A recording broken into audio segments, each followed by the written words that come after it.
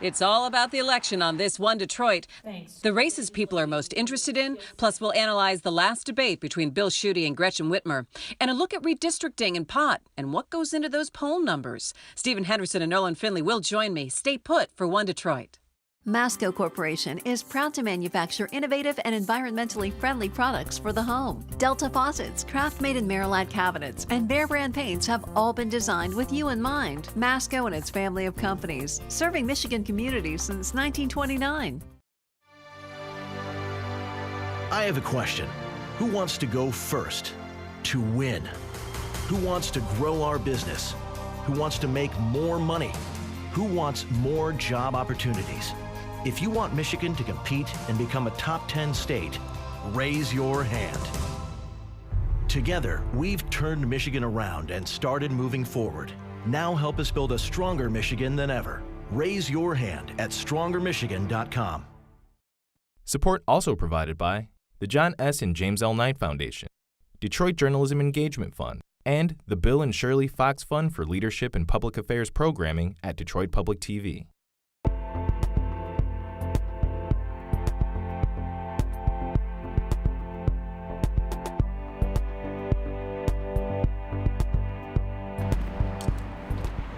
Hello, Christy. Hello. We are talking a little bit of politics today. Oh and we want to get, I know. What are the main issues that you're thinking about? Me? Yeah. The character of our president. That's it. And is that going to inform how you vote Oh, for absolutely. Michigan offices? Absolutely. No Republican will get my vote. This is not to say I've never voted for a Republican. Not this year. Any president that says on national TV, I fell in love with Kim Jong, ought to be removed the same day from office. Trump's not on the ballot in 2 weeks. He's on the ballot all the time. You think he's on the ballot all the Oh, time? It's absolutely. going to impact He everything. himself said this. He said My this God. is an election about me. So what are some of the things that are most important to you as we're looking at elections here in Michigan, you know? Fix the roads. That's number one. I mean, my drive to work has just been tedious with just sitting in traffic just because of the instructions, just the construction. So that is just number one on my priority. Hey, give me a question. So why do you think this is the most unbelievable political season that you've seen?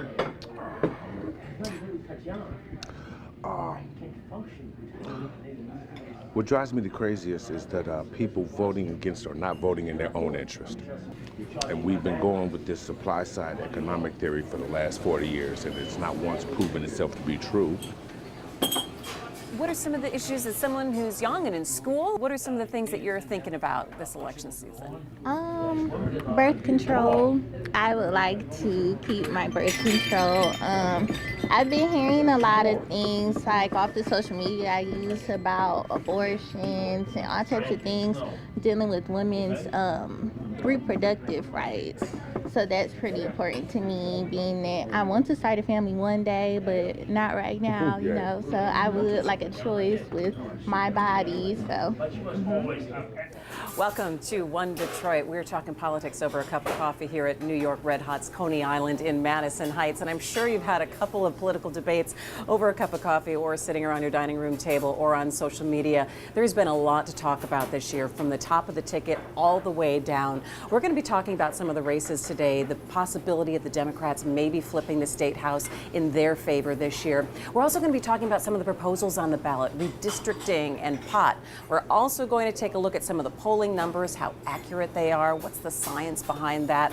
And of course, we're going to talk about that last gubernatorial debate, Gretchen Whitmer and Bill Schuette facing off this week.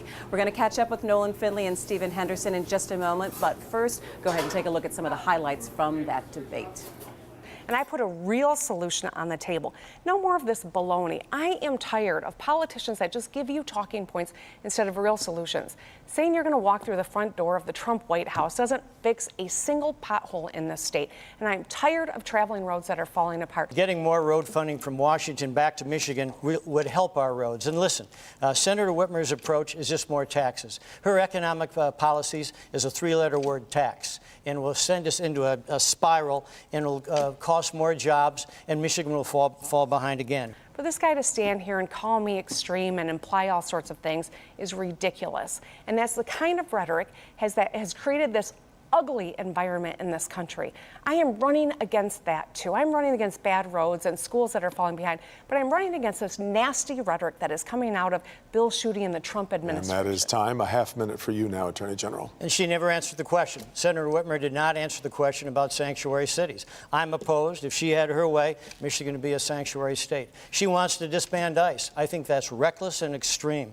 Her proposed running mate, Garland Gilchrist, wants to eliminate the Department of Homeland Security. That's extreme. That's way out of the mainstream. All right, and joining me now, Nolan Finley from the Detroit News, Stephen Henderson from WDEG Radio, and that was quite a debate this week, gentlemen. If you want to call it a debate, I guess. I don't know. Well, I guess it was, it was a minute of talking points back and forth at each other, and they swiped at each other a lot, Nolan. Well, it was like watching two welterweights in a boxing rink, just snarling and dancing around each other, but nobody delivering anything of substance. So I think that maybe we should start thinking about doing these debates differently, because I would have loved to see Really? you break. I would have loved to see you take an hour and you break it down only on 4 subject matters. I understand that moderators want to get through as many topics as possible, but I think that really cuts down on the amount that you can go in depth on. 2 or 3 questions on each subject. I mean, there were a lot of good questions asked last night that really probably weren't on the idea or on the minds of Michigan voters for their governor. There were a lot of federal questions asked, et cetera. If you focused it down, education, roads, health care, and pick one other, and you asked 3 and 4 questions within that group. But I don't think, it was good questions. The moderators were great.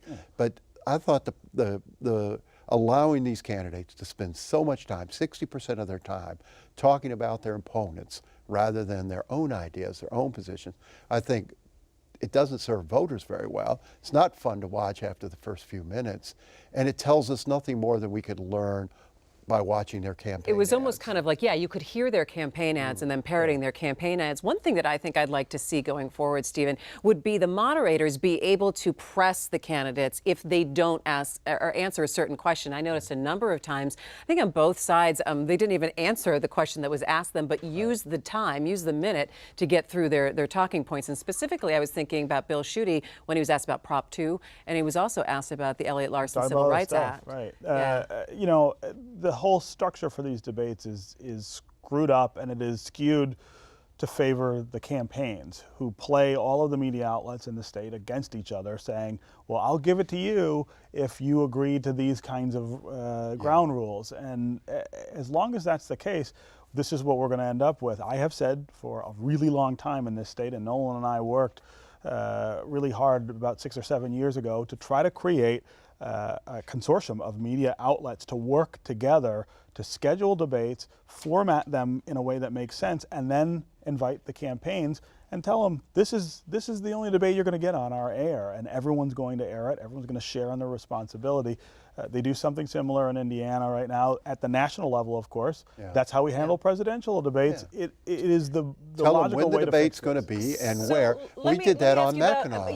But how significant are debates anymore? Do we think that the majority of the people have made up their mind? And I know you guys will get to talk about polling and the numbers a little bit later on in the show, but do debates continue to be significant in helping people get an idea? I think they can be. If they're handled right, and if the candidates show up prepared to actually debate and not go into their little safe talking points and their campaign ads, and if they're not looking simply to come up with a quip or a one-liner to embarrass their opponent, if they actually talk about what separates them from their opponents, we actually heard ideas, I don't think you can walk out right now. You can walk out and ask anybody, what's the difference between Gretchen Whitmer and Bill Schuette, and they would know anything other than their party ID.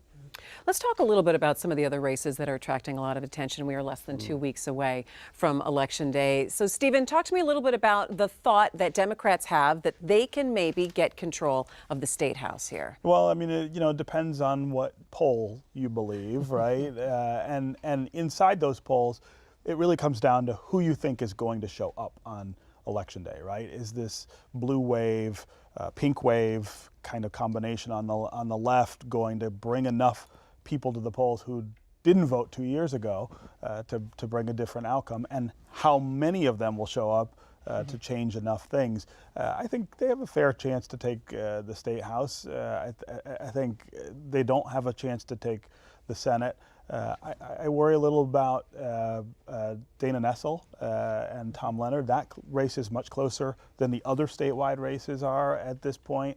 But it all comes down to turnout. It comes down to who shows up on Election Day. And it's really hard to predict that with polls because they are a snapshot of now. They aren't a snapshot of November 6th. And I think it's really interesting that you wrote something. You wrote a column, Nolan, talking Today. about Republican turnout that usually is more static or staying the same as opposed to the Democrats. You see these wild fluctuations. Well, we've heard a lot about the possibility of a red wave countering the blue wave, and what I did is went back over the last several gubernatorial and presidential elections and looked at vote totals.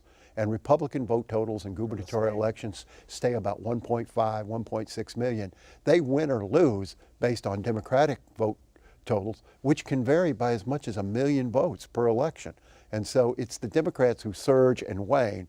Republicans stay steady. And if it's a 4 million person turnout this year in Michigan, I would think Republicans would be having a hard time holding on to any seat. Let's talk a little bit about turnout in terms of proposals. Two big proposals that people are looking at on the ballot right now, the redistricting and also pot. What are you hearing about redistricting? That's close. I think a lot of people don't understand it. I think the people who are organizing it are now starting to see that they've got some work to do in this last week or so, getting people as excited for that as they are for other things.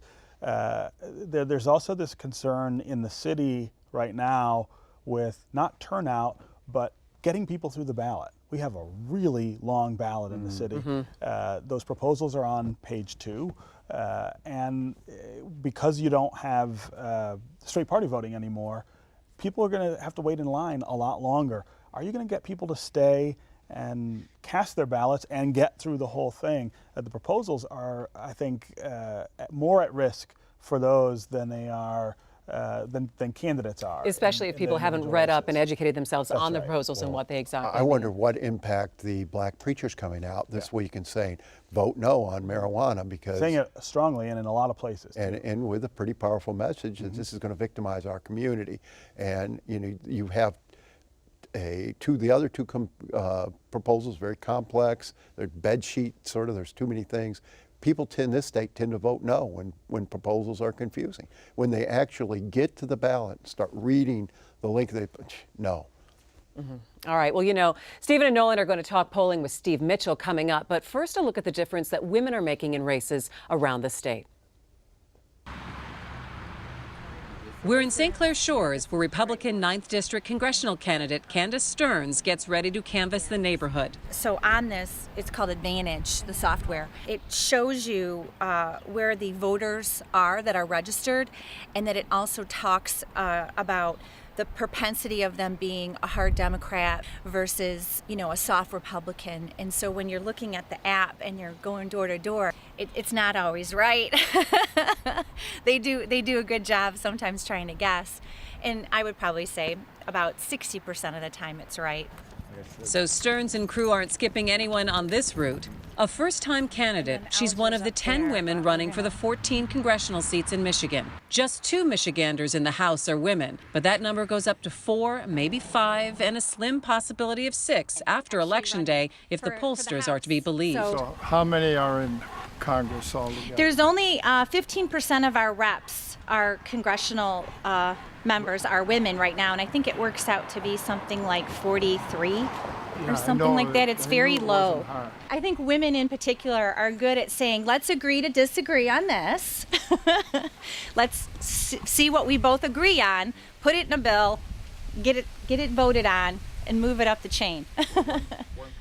Democrat Elisa Slotkin is another political newcomer, a former CIA employee. She's in the 8th District here with some veterans in Rochester.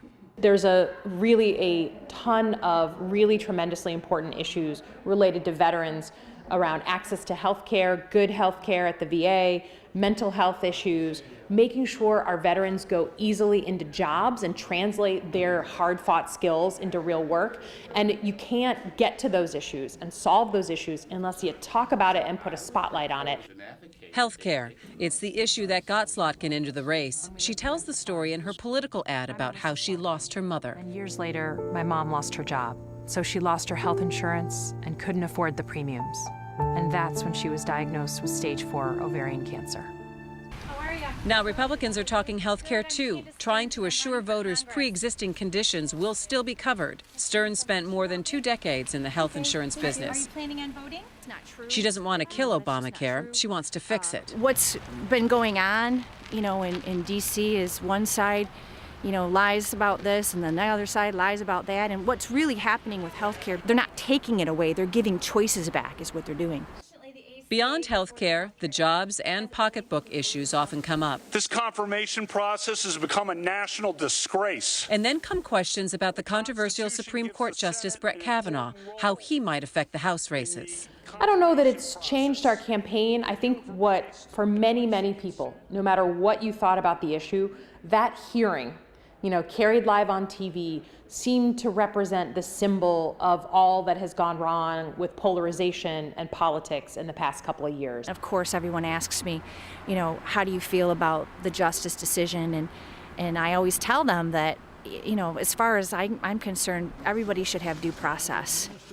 Both candidates say the news cycle moves too quickly and the Kavanaugh appointment probably won't affect their races.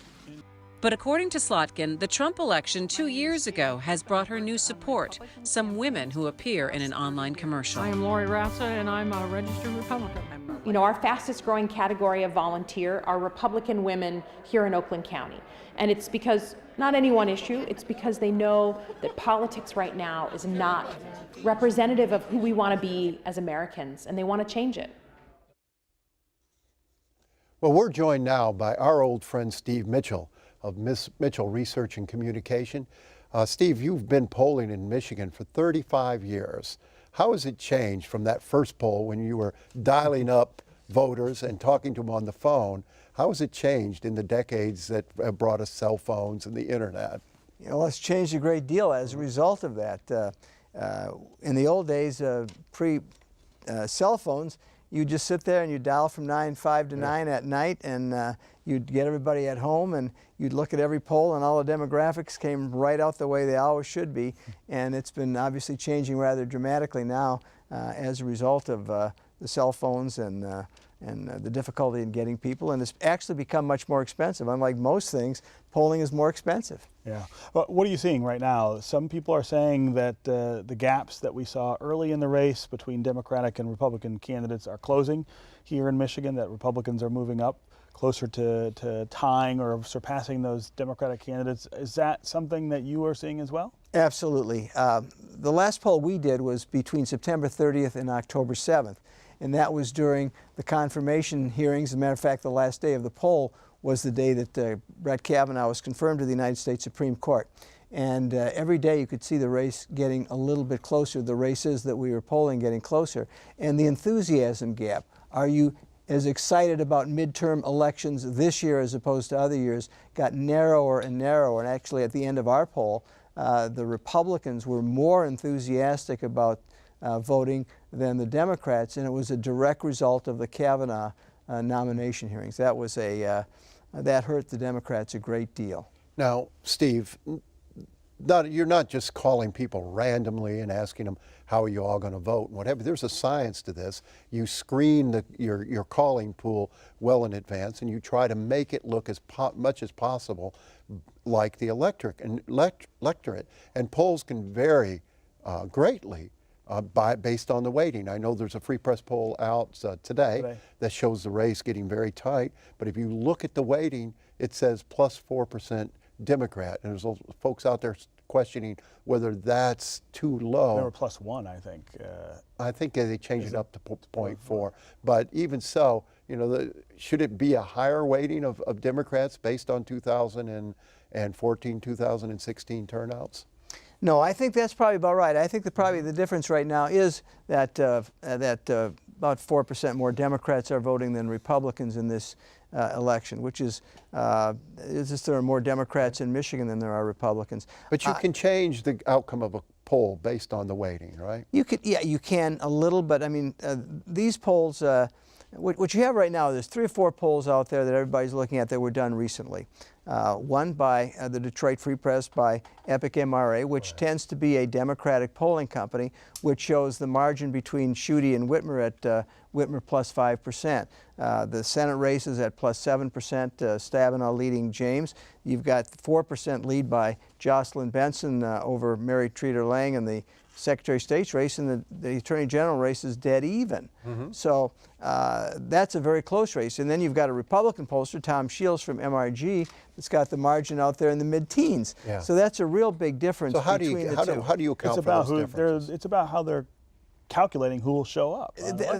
Part of it is that, but you also look at an aggregate of polls. There are really 4 polls right now that people are looking at. A poll that was done by Lance Terrence for his candidate in the race, which was John James. That shows the margin at 7. You've got the Free Press poll showing the margin in the U.S. Senate race at 7. And then you've got the other survey done by MRG showing it out at 15 or 16. My sense is always that if you've got a few polls that are identical and one that isn't, generally the outlier is probably not accurate. And Tom Shields, great pollster, but there just are differences that way.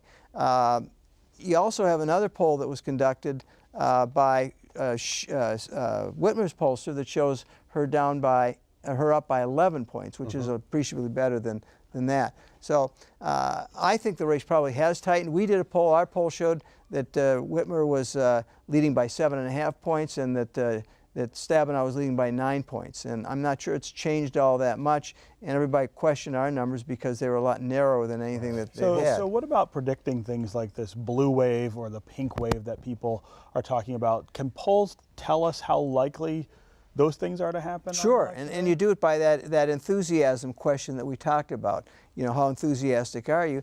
And then you take a look at how they're voting. But these races are tightening, and I think you look at external events. I think the Kavanaugh event was a very, very important event in getting Republicans. We always knew Democrats were angry. The minute Trump was elected, they were going to, walk over glass, cut glass in bare feet. They'd go through fire. They were going to vote.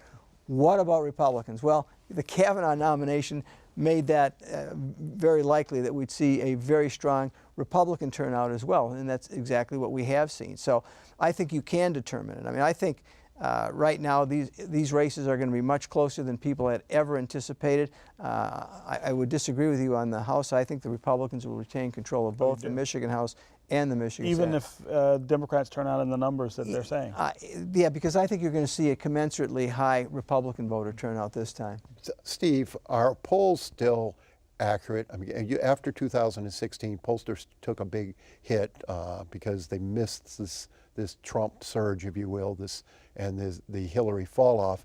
Are polls still worthwhile? Are they still relevant? Do they still tell us anything at the moment? And how have you changed your approach since 2016 to ensure accuracy? Well, first of all, the polls were accurate in 2016. The national polls showed that Hillary Clinton was going to win by 2 or 3%. She did. That's what she won by. Some of the state polls were not as accurate as they should have been, but here in Michigan, there are a couple that were right on the money. So we're always trying to do a better job of it. The last survey we did had 50% cell phones and 50% landlines. It used to be they'd be 25 and 35, and now we're up to about 50-50. Wow. And that's a big difference. But I think this is going to be a much closer race than anyone had anticipated. Do people lie to pollsters? Some do, but I think they probably an equal number lie one way or the other, and so the results it washes out. But at the end of the day, we see that the polls have been very accurate. It's a much tougher business than when I started it, but I still believe the polls are accurate, and they're the scorecard. And so if they're off by 2 or 3 points, they're off by 2 or 3 points, and that happens. Can you talk about the rise of absentee votes that we've seen in Michigan? Off the charts. this fall in terms of the number of people who are voting, and that, I guess that means voting early. Does that make it harder to poll as you get closer to the election? No, because you ask people if they've already voted or not, and you want to poll those people who have already voted. So you leave them in the loop, and you tell them, if you voted, or how you did vote, or how you're going to vote is what you do. So that's how you handle those. The Democrats tend to cannibalize their election day turnout votes by getting people to vote early. Getting people to vote early, sure. Are the trends you see in Michigan this time reflected nationwide? Yes, absolutely. Okay. Absolutely. Steve Mischel, always great to see you. Thanks for being here. Great to be here with you guys. Thanks, Steve. Thank you very much. All right, our thanks to Nolan and Stephen, and of course our thanks to the good people here at New York Red Hot's Coney Island in Madison Heights. You have to go to a Coney to figure out what people are really talking about when it comes to politics and the election this season, and I got to say that my coffee cup was never empty. Thanks so much to them. And that's going to do it for One Detroit. Find us on social media. Tell us what you'd like to see in upcoming shows. We would love to hear from you. I'm Christy McDonald. Take care. We'll see you next time.